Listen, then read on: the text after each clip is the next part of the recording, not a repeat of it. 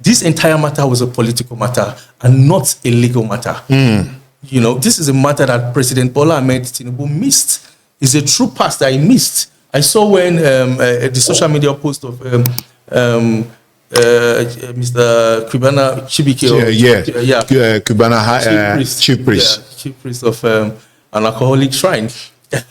He said that the man ought to have the president should release this man and all that. And I think that somehow you can look into that, you know, and say, well, he's been there, he's been in prison, at least directly. Nobody's saying he killed anybody with his hands. He may have incited, but even that you have to prove with facts to say his words XYZ did led to the death. You are not guesstimating, you are not, you know, conjuncting. That's why it's beyond reasonable doubt. I mentioned earlier that if this matter had gone into trial, I think, well, I mean, if they have entered defense, is what I mean to say, I think that the defendant would have most likely walked out. The threshold is pretty high for the government to satisfy, to prove beyond, I think it's pretty high. You know, they would have quickly poked holes inside there, and that's what they need to do. Show who exactly did he kill? When exactly? What did he say that led to what death at what time? Do you understand? Show me the timeline. How do you establish it? You need to establish it. You're not just going to come to court and say, yeah, I've been saying this so people he may have or he must have. That's not how you establish a criminal matter. You get. So you have to establish it with specificity.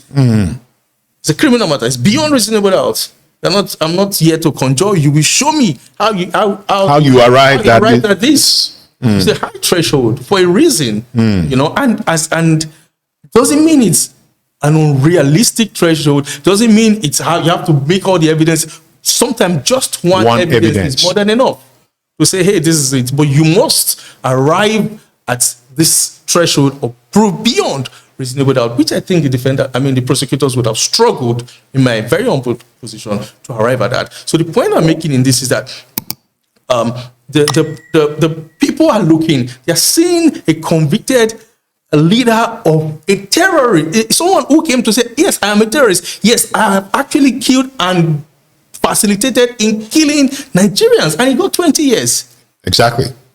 How do you marry both of them? It's sound, and don't just understand that the average Nigerian doesn't understand. He went to this court, he went to that. There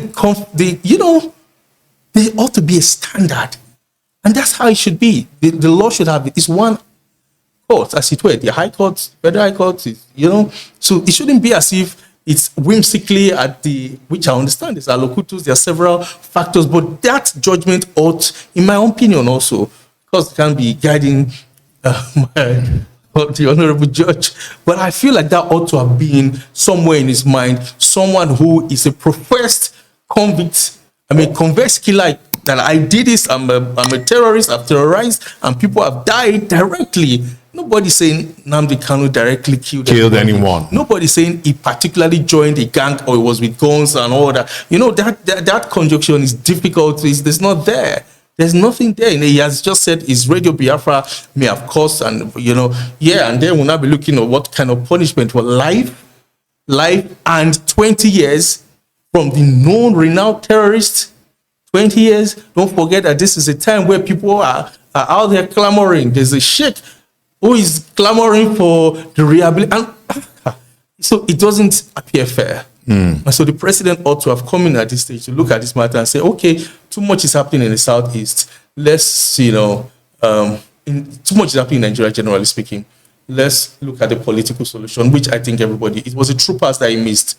He had a chance to broker peace, create an enabling environment in the Southeast. Of course, a lot of Easterners are finding it hard to travel. This year, the economy is going to be very difficult for people in the Southeast because many of them understand that there's a boom in the Southeast during the embargo period. People come, they sell and all, and a lot of people will be hesitant to go by road and all that. And so, so it's something that they ought to have been a political solution. I think that would have been a better route.